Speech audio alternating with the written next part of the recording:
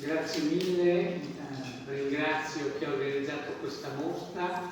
Vi dico subito che secondo me a Toti, ma forse ancora più a Gucci, credo gli spiaccia molto di non essere qua, perché il tema è molto bello, ha inciampato, come ha detto prima Franco Manzetti, molto bene, con una giornata complicata per la città, ma penso che il tema meriti di essere ripreso anche in altre occasioni, perché credo che per Genova discutere del suo porto e dell'opera, l'ha detto molto bene l'architetto prima, cioè 400 anni fa, cos'era l'argomento d'attualità a Genova? Il Molo Nuovo. 400 anni dopo siamo ancora qui, ma è giusto che sia così, è assolutamente giusto che sia così.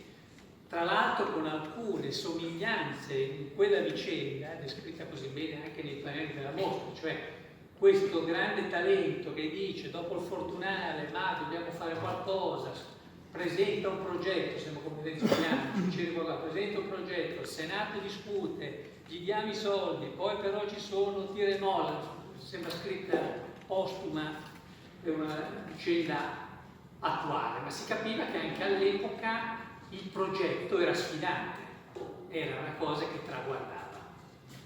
Perché era sfidante e perché era così visionario? Perché a mio parere questa è la storia di Genova. Genova ha avuto il suo famoso secolo d'oro quando è stata capace di collegarsi con la più grande scoperta geografica del millennio, l'America. Le Americhe, l'oro, l'argento, le colonie, e Genova era il centro finanziario, mercantile e commerciale di questo. Pensate per certi aspetti la grande somiglianza che ha oggi, cioè 400-500 anni dopo, il tema di Genova rispetto alla Via della Seta.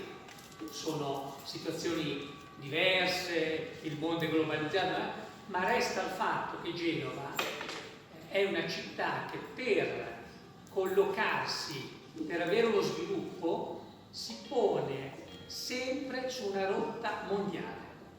È stata bravissima all'epoca, a mio parere deve giocarsela anche oggi e quindi avere una visione.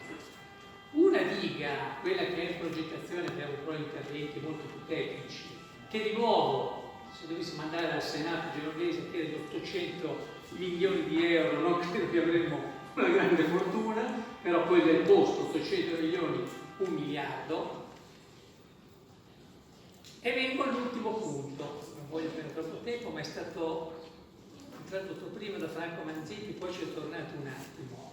Cioè oggi tutto un tweet, oggi facciamo un convegno, succede qualcosa, un disastro qua, domani le elezioni, le cose vengono divorate nello spazio qualche ora. Io non penso che questo sia il tempo giusto per il tema che si chiama calamità naturali e sostenibilità infrastrutturale. Il ciclo di vita del progetto della diga foranea durerà alcuni anni, cioè tra la progettazione di fattibilità tecnico-economica, la progettazione definitiva, quella esecutiva, l'appalto e la esecuzione passeranno alcuni anni, con nevrosi collettiva, il tempo che passa, le cose che non succedono, i ricorsi al TAR, penso ad alcuni operatori in sala, no? Questo tempo inesorabile con poi i progetti che spariscono. Io penso che Genova in questo momento, il merito è delle istituzioni cittadine, regione, sindaco, abbia imboccato una strada di serietà, cioè è una città che a mio parere sta dimostrando di porsi alcuni obiettivi e cercare di raggiungerli. Bisogna capire che però ci sono obiettivi e obiettivi. Fare una diga, mettere in protezione un porto come Genova è una sfida che ha un orizzonte decennale.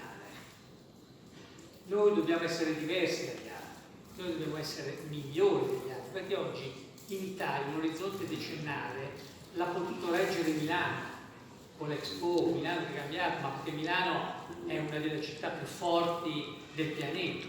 Noi dobbiamo avere la capacità di credere che tutto quello che stiamo facendo, che qualcosa lo vedranno i nostri figli, qualcosa lo vedranno i nostri nipoti, ma l'edificio a mio parere è serio e in gioco c'è veramente il futuro della città, una città che deve guardare proprio al mondo.